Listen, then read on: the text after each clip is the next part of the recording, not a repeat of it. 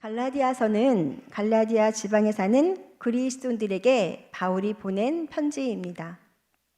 갈라디아서는 짧은 로마서라고 부를 정도로 로마서와 내용이 비슷한데요.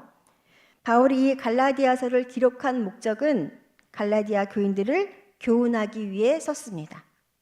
어떠한 교훈이었을까요? 바울이 갈라디아 사람들에게 알려주고 싶었던 교훈은 그리스도 예수의 사람들이 지켜야 할 자유에 대한 올바른 사용법이었습니다. 바울이 제시하고 있는 자유는 두 개였는데요.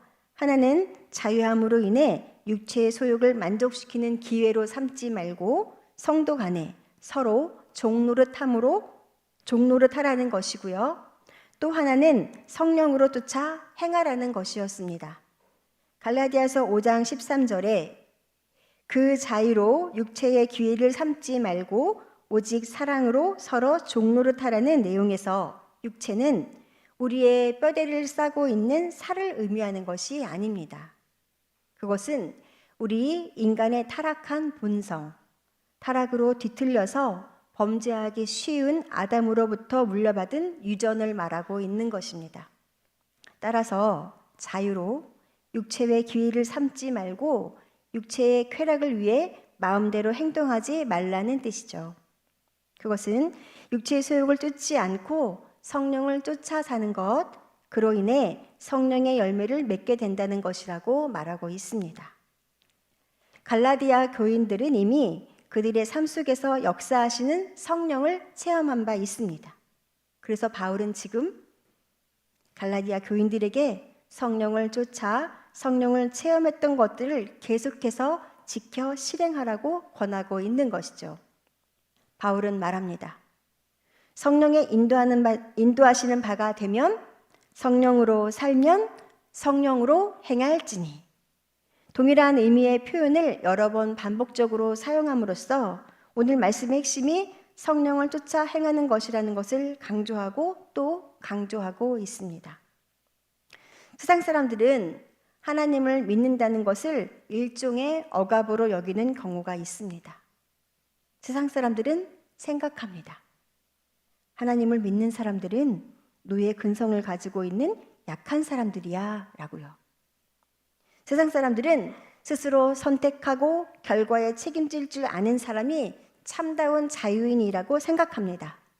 그러나 진정한 인간의 자유는 그리스도 안에서만 찾을 수 있습니다. 주님을 믿고 그 말씀을 따를 때 참된 자유를 얻을 수 있는 것이죠. 본문 16절에서 말하고 있는 육체의 욕심은 스스로를 다스릴 수 없는 지경에 이른 어려운 인간의 욕망을 나타내고 있습니다. 인간을 지배하고 있는 죄성에 대해서 바울이 말하고 있는 것이죠. 하나님을 떠나 있으면서도 하나님을 떠나 있다는 것을 알아차리지 못하는 영적 무지함, 육체 안에 죄를 가득 담고 있는 인간의 육적인 열정, 그것들이 모여 죄를 짓게 만드는 인간의 죄성에 대해서 논하고 있는 것입니다. 이것은 최초의 사람 아담으로부터 물려받은 것인데요. 사람의 인생의 중심을 하나님이 아닌 자기 자신 안에서 발견하고자 하는 겁니다. 자신을 신뢰하고 다른 사람보다 자기 자신을 더 사랑하는 마음입니다. 죄를 가득 담고 있는 사람의 마음, 자꾸만 죄로 기울어지는 마음을 말하는 겁니다. 바로 죄의 DNA입니다. 이러한 인간적 욕망은 어느 한 곳에서만 나타나는 것이 아닙니다. 성적 욕망으로, 물질로 세상을 마음껏 누리려는 것으로, 갖고 싶은 것을 다 갖고자 하는 소유로 드러납니다. 다른 사람의 재물까지 탐내는 것으로 다른 사람을 무너뜨리고 내가 서고자 하는 것으로 드러납니다. 다른 사람의 인생은 어떠하든지 간에 내 인생만 잘 되면 그만이라는 것 등으로 아주 다양한 곳에서 그 추악한 것들이 설쳐되고 있는 것이죠. 자기 자신을 이러한 욕망의 충동에 내어 맡긴 사람은 그가 누구든지 간에 이미 죄의 지배하에 있는 사람입니다. 하지만 이러한 인간적 욕망을 이겨낼 수 있는 방법이 딱 하나 있는데요. 그것은 바로 성령을 쫓아 행하는 것입니다. 성령을 쫓아 행하는 것, 어떻게 사는 것이죠? 혹시 여러분들 알고 계시나요? 성령을 쫓아 행하는 사람은 하나님으로부터 육체의 욕망을 이겨낼 능력을 공급받은 사람인데요. 하나님이 허락하셨기 때문에 이 능력이 발휘될 수 있는 것이죠. 우리가 느끼고 경험하는 욕심, 욕망, 탐심, 정욕 등은 인류의 모든 사람들이 겪는 감정입니다. 세상 사람이나 그리스도인들 할 것 없이 동일하게 겪게 되는 것이죠. 사람은 이 육체의 욕심을 우리 안에서 사라지게 할 수 없습니다. 계속적으로 반복해서 우리 안에 존재하며 성령을 거스르죠. 그렇기 때문에 바울이 성령과 육체가 서로 대적한다고 표현하고 있는 겁니다. 17절에 너희가 원하는 것이라는 것이 어떤 것이냐 하는 질문에 대해서는 두 가지 견해가 있습니다. 하나는 성령이 주시는 선한 욕망입니다. 우리가 거듭난 성도여서 성령이 주시는 소원을 품고 있어도 여전히 남아있는 옛 성품에 맞서서 육적 행위들을 하기도 한다는 말이죠. 또 하나는 육체로 인한 악한 욕망인데요. 옛 성품이 주는 악한 욕망을 품는다 할지라도 새롭게 역사하시는 성령이 악한 욕망에 맞서 육적 행위들을 못하게 한다는 뜻입니다. 두 견해 중 어느 것이 맞는지에 상관없이 바울은 비록 거듭난 성도라 할지라도 죽을 때까지 성령의 소욕과 육적 소욕 사이에서 치열한 전쟁을 치러야 한다고 말합니다. 그렇기 때문에 적극적으로 성령을 따라 선한 소원을 주시는 하나님을 따라 구원을 온전하게 이루어 가라는 것이죠. 18절에서 인도하다라는 말은 인도함을 받는 자들의 자발적 순종을 의미합니다. 그래서 성령의 인도를 받는 자들은 믿음을 온전히 소유한 자이기에 율법 아래 노예의 신분에서 벗어날 수 있습니다. 그래서 바울은 하나님의 영으로 인도함을 받는 그들을 곧 하나님의 아들이라고 공식적으로 선포하는 것입니다. 성령의 인도하심을 따르는 자들은 율법에 휘둘리지 않습니다. 하지만 반대로 성령의 인도를 받지 못한 채 율법 아래 있는 사람들은 영적 무능의 삶을 살며 저주와 심판을 겪게 됩니다. 그리스도가 부여하신 자유의 참된 의미는 육체의 욕심을 이루는 육체의 기회로 삼으라고 주신 것이 아닙니다. 율법의 속박과 죄와 저주의 공포에서 우리를 자유케 하시고 그 자유 안에서 비로소 성령의 열매 9가지를 맺도록 하신 것입니다. 지금부터는 성령의 열매 9가지를 맺기 위해서 성경이 말하고 있는 그 의미들을 하나하나 차근차근 살펴보도록 할 텐데요.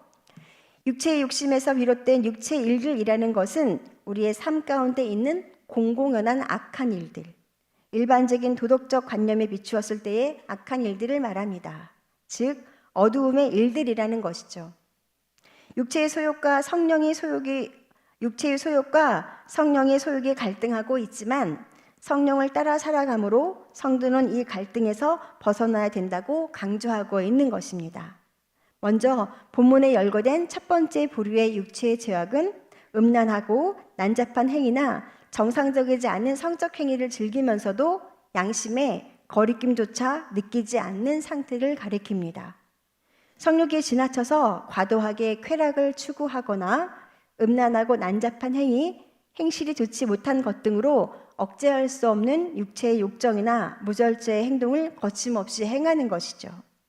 이어지는 우상 숭배와 술수 이 두 가지는 육체의 일 가운데 두 번째 부류의 죄악인데요. 이것들은 불신앙의 죄, 종교적 범죄입니다. 먼저 우상 숭배에 거짓신들을 예배한다는 의미입니다. 그리고 술수는 우상 숭배와 연결되어 있는데요. 이교 주술사가 약물을 사용한 마술적 행위를 한 것에서 유래되었습니다. 원래 의학적 용어였던 이 술수라는 단어는 고대 세계에서 병의 치료와 관계되는 일들을 행했었는데요. 이 주술사의 행위와 관련된 우상 숭배적이며 이교적인 모든 행위를 술수라고 말합니다. 20절에 원수 맺는 것, 분쟁, 시기, 분냄, 당짓는 것, 분열한 이단 등은 육체의 일 가운데서 세 번째 부류에 해당되는 죄악들입니다.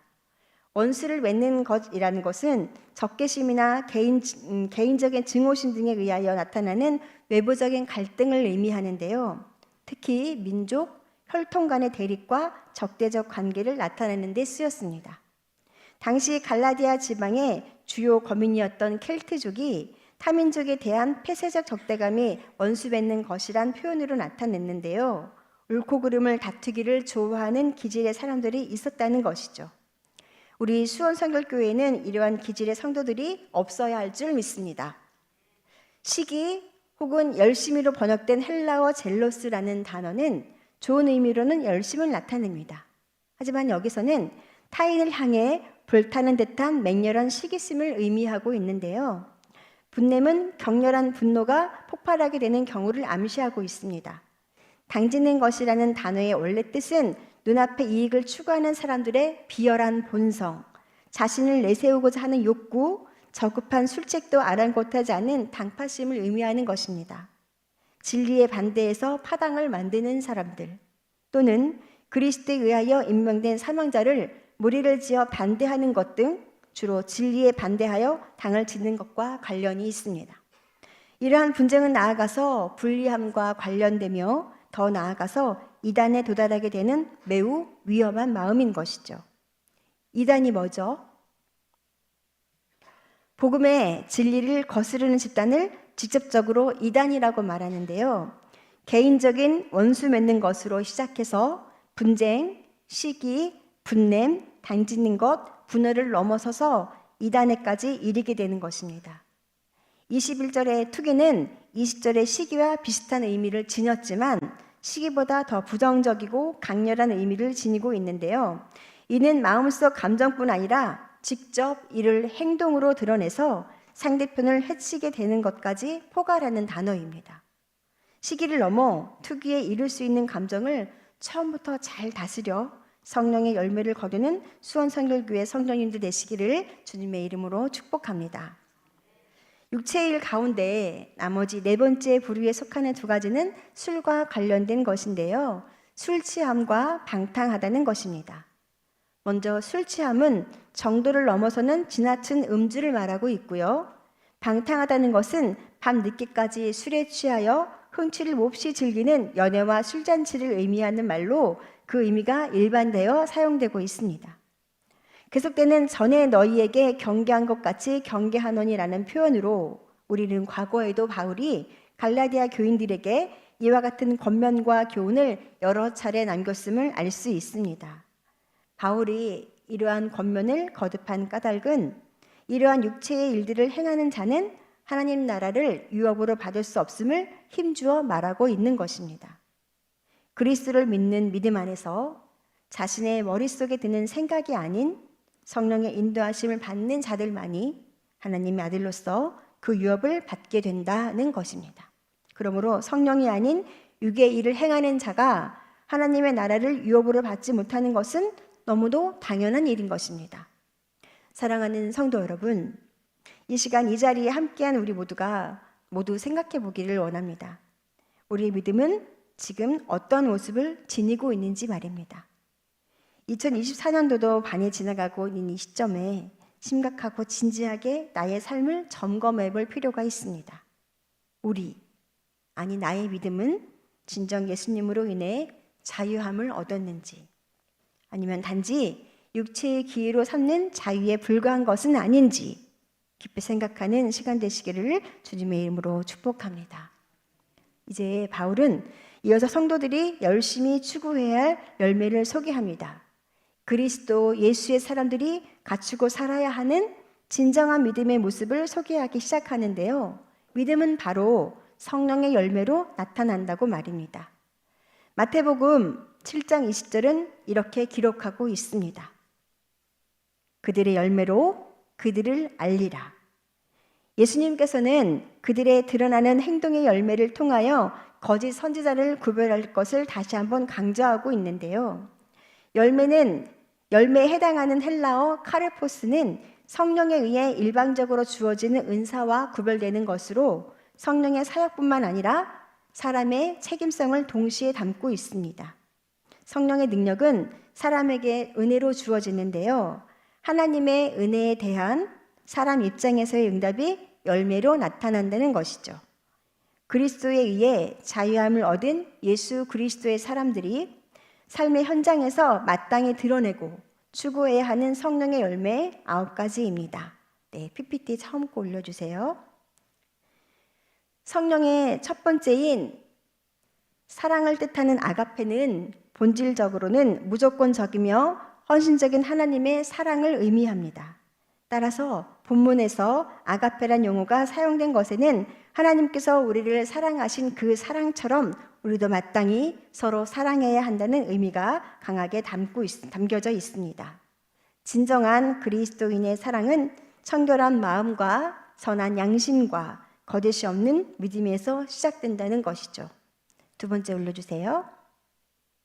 성령의 열매 두 번째 희락은 기쁨은 우리를 향하신 하나님의 사랑이 전폭적인 믿음으로 생기는 기쁜 마음을 의미합니다. 이 기쁜 마음은 구원받은 자의 거룩한 기쁨을 가리키는 것입니다. 세 번째, 화평은 평안, 평강, 평안은 중보자이신 예수 그리스도가 십자가 위에서 이루신 화해로 말미암아 얻게 된 하나님과의 화평을 의미합니다. 더 나아가서는 이러한 화평이 우리 자신의 내면적인 부분에서도 또 외면적인 부분에서도 평화를 가능케 하는 것인데요. 이러한 내적 평강과 외적 평강의 상호 의존성은 하나님의 평강이 우리 마음속에서 균형을 이루고 있어야 하는 것이죠. 그 평강이 우리의 마음과 생각을 지킨다면 우리 성도님들의 관계 속에서도 균형을 잘 이룬 화평이 충만하게 될 것입니다. 네 번째, 오래 참음이란 어떤 상황 속에서도 계속하여 참음으로써 다른 사람의 허물을 너그럽게 받아줄 줄 아는 성품을 뜻하는 말인데요. 하나님의 오래 참으심에 그 근거를 두고 있습니다.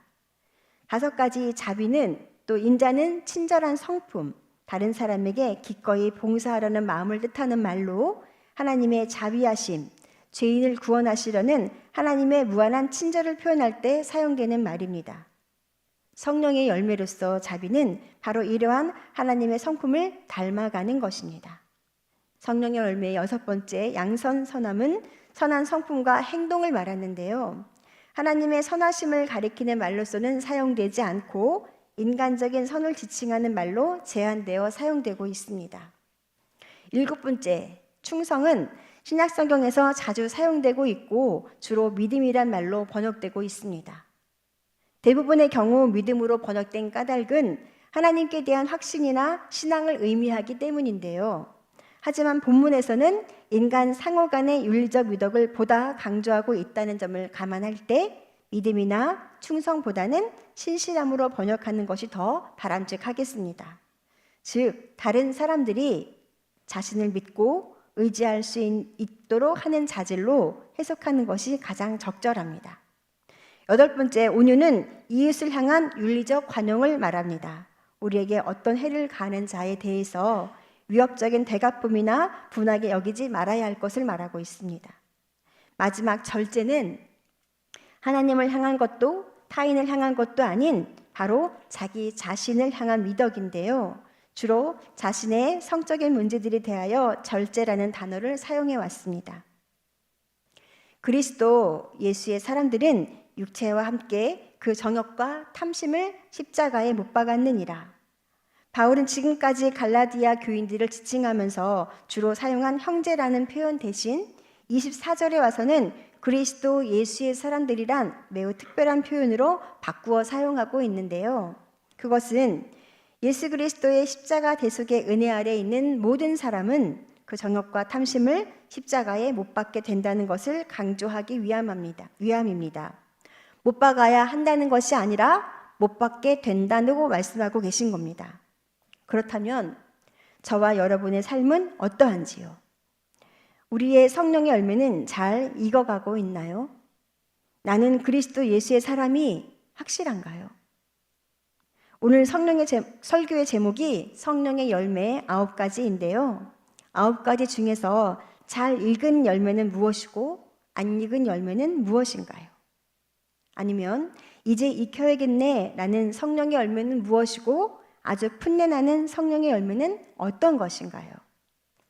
익숙하게 불리우고 다루어졌던 성령의 열매, 이것을 너무 소홀히 여기며 대수롭지 않게 생각하며 믿음의 길을 걷고 있는 것은 아닌지 점검하는 우리 성도님들 되시기를 주님의 이름으로 간절히 축복합니다.